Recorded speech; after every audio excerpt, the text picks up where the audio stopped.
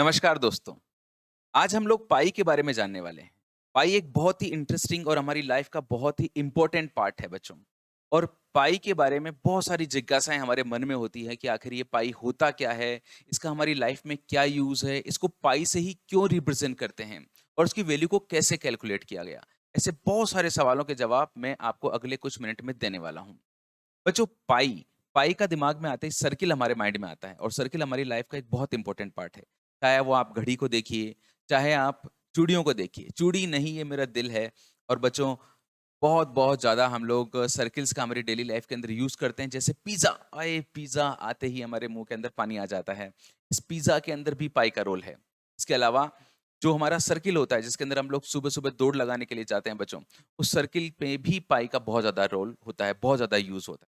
तो दो वर्ड सबसे पहले मैं आपको किसी भी सर्किल के बारे में बताना चाहूंगा। उनमें से पहली जो चीज है वो ये है कि अगर आप यहाँ खड़े हैं एक सर्किल पर और यहाँ से दौड़ना शुरू करते हैं, दौड़ना शुरू करते हैं, दौड़ना शुरू करते हैं, दौड़ना शुरू करते हैं, दौड़ना शुरू करते हैं, दौड़ना शुरू करते हैं और वापस यहाँ पर आ जाते हैं। तो जहां से आप चले थे और वापस जब आप यहाँ तक आए हो, तो ये जो लेंथ आप लोगों ने कवर करी है, इस लेंथ को हम लोग इस सर्किल का पेरीमीटर कहते हैं। क्या कहते हैं? सर्किल का पेरीमीटर। और जो इसका पेरीमीटर होता है उसी को हम लोग सरकमफेरेंस भी कहते हैं। तो किसी भी सर्किल का जो सरकमफेरेंस होता है, सरकमफेरेंस, वो होता है इसका पेरीमीटर। ओके, ये पूरी जो लंबाई है इसको हम लोग पेरीमीटर कहते हैं। अच्छा, अगर आप यहाँ से रवाना होते और ऐसे पूरा राउंड ना काट के जाते बल्कि सीधा यूं चले जाते आप ऐसे, तो ये जो यहाँ से लेकर और यहाँ तक की जो लेंथ है ना, इस लेंथ को हम लोग डायामीटर कहते हैं। इस length is called diameter. Diameter कहलाता है। इसको हिंदी में व्यास कहते हैं। और जो पेरीमीटर होता है, जो सरकमफेरेंस होता है, इसको हम लोग इसकी परिधि कहते हैं। इट्स कॉल्ड परिधि। और ये क्या कहलाता है? व्यास कहलाता है। अच्छा, ये जो इसका सेंटर है, सेंटर से लेकर और यहाँ तक की जो डिस्टेंस है, इसको हम लोग रेडियस कहते हैं। ये जो रेडियस होती है ना, ये डायमीटर की जस्ट हाफ होती है। अब दुनिया का कोई सा भी सर्किल लिया जाए, जैसे भाई मान लीजिए मैंने ये जो सर्किल लिया है, इस सर्किल पर अगर मैंने दौड़ना शुरू किया और अगर मैं यहाँ से यहाँ तक गया और अगर इस सर्किल का जो डायामीटर है, ये डायामीटर मान लीजिए मेरे को 7 मीटर मिला। अगर इस डायामीटर की लेंथ 7 मीटर है और अब अगर मैं इसकी पूरी ये वाली लेंथ निकालने के लिए जाता हूँ, तो मैं देखता हूँ कि ये वाली जो लेंथ है, ये लेंथ 22 मीटर आई। तो जब डायामीटर 7 मीटर आता है, आप चाहे कोई सा भी सर्किल ले लो, तो उसका जो सरकमफेरेंस है वो 22 मीटर आता है।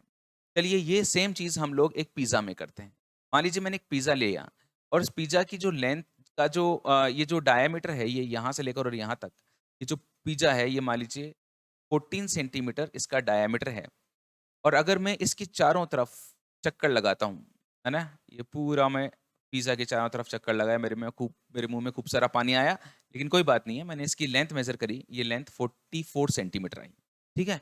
अब आप किसी भी सर्किल में ऐसा करके देखेंगे, तो आप लोग देखेंगे कि अगर मैं इसके सरकमफेरेंस में जो 44 सेंटीमीटर आया था, इसमें अगर इसके डायामीटर को डिवाइड करता हूँ 14 सेंटीमीटर, तो ये 22/7 बनता है।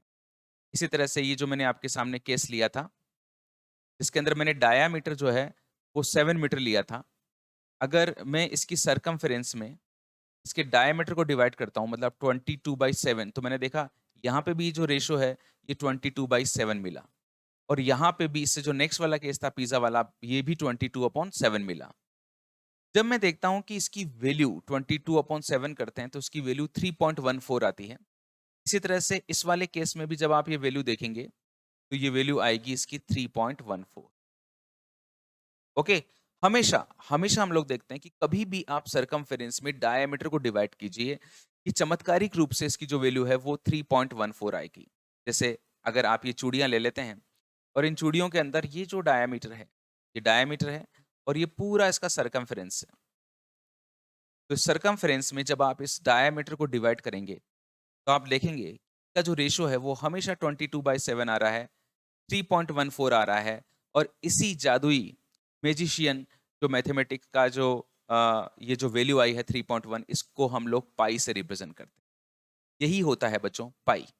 तो ये जो पाई है इसके बारे में मैं आपको एक चीज बताता हूँ कि कभी भी आप किसी भी सर्किल का सरकमफेरेंस लें और उसमें डायामीटर को डिवाइड करें, तो ये जो रेशो है इस रेशियो की वैल्यू 3.14 आती है, जिसको हम लोग पाई से रिप्रेजेंट करते हैं। तो अगर आपको किसी सर्किल का सरकमफेरेंस निकालना हो, तो circumference upon diameter is equals to pi है।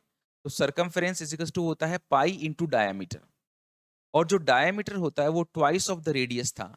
इसलिए किसी भी सर्किल का जो सरकमफेरेंस होता है उसका फॉर्मूला बनता है 2 पाई आर। ओके, 2 पाई आर मतलब ये बहुत कमाल का आपके पास में रिजल्ट है। कोई भी सर्किल आप लेंगे जिसकी रेडियस आर है और उसके लिए टोटल लेंथ निकालेंगे, ये टोटल लेंथ आपको 2 पाई आर मिलेगी। अब यहाँ से ये पाई जो है हमारे जीवन में घुस गया। इस पाई की जब वैल्यू और निकाली जाती है, वैसे तो पाई की वैल्यू डेसिमल के आगे बहुत इनफाइनाइट पॉइंट्स तक आती है एक तरीके से, लेकिन जनरली हम लोग इसकी वैल्यू 3.14 ध्यान में रखते हैं। और इसके आगे देखा जाए तो 3.14159 ये वो इसकी वैल्यू है जो जनरली हम लोग यूज करते हैं। बच्चों, पाई हमारे लाइफ में इतना ज्यादा इंपॉर्टेंट है कि पूरे साल में एक दिन स्पेशली पाई के नाम दे दिया गया, पाई डे।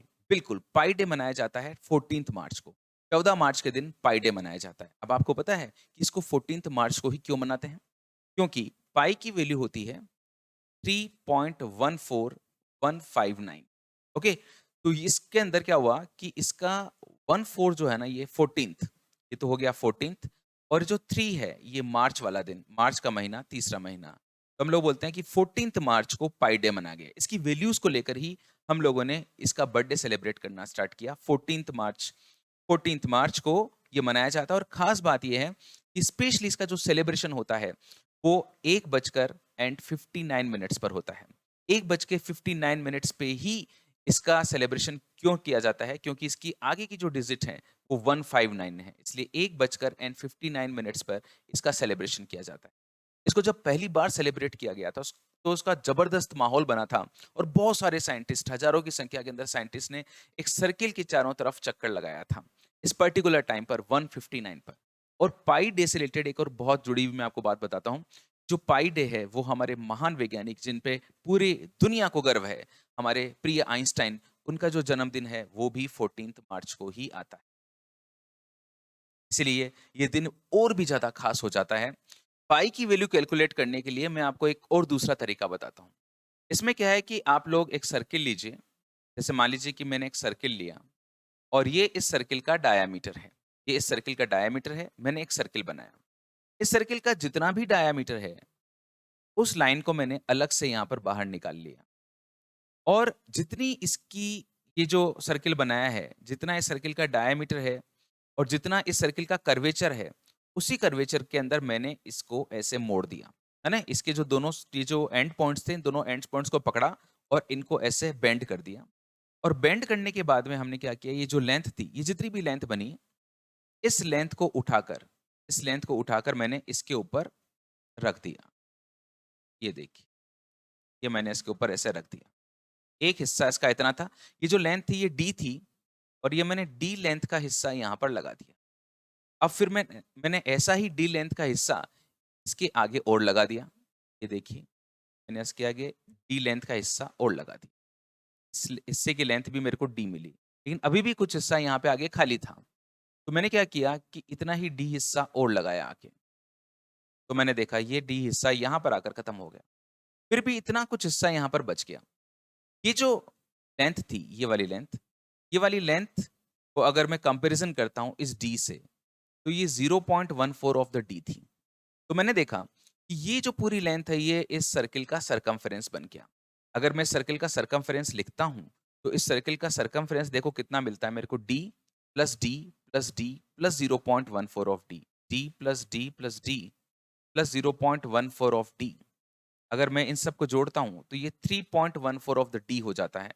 तो ये मैंने फिर एक बार दोबारा देखा कि जो 3 पॉइंट, ये जो सरकमफेरेंस है और जो डी है, इनका जो रेशियो है ये 3.14 मिला, और इसी रेशियो को हम लोग क्या कहते हैं, पाई कहते हैं। किसी भी सर्कल के सरकमफेरेंस और उसके डायामीटर का जो रेशियो होता है वो हमेशा पाई के बराबर होता है। तो पाई के बारे में आप लोग बहुत कुछ जान चुके हैं, और अब एक कुछ और छोटी-छोटी बातें जो पाई के बारे में आपको जाननी चाहिए, कुछ इंटरेस्टिंग फैक्ट्स मैं आपको बताने वाला हूँ पाई के बारे में। पहला फैक्ट ये है कि pi is a never ending and never repeating number. जैसे अगर मैं पाई की वैल्यू आपको दिखाता हूँ, तो ये पाई की वैल्यू है जो आप लोग स्क्रीन पर देख पा रहे हैं।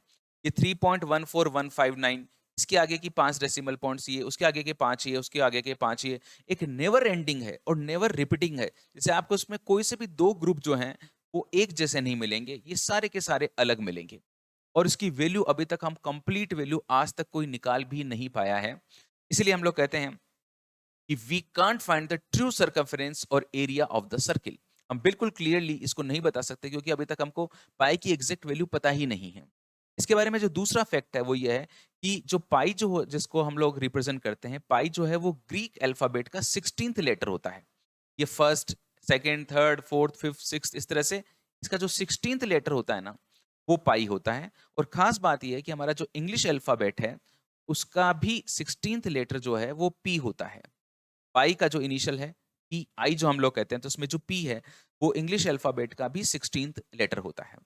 पाई के और भी कई दूसरे नाम हैं, जिनमें इसका एक नाम है लुडोल्फ नंबर, इसको आर्किमिडीज कांस्टेंट भी कहते हैं, और इसका एक नाम सर्कुलर कांस्टेंट भी होता है।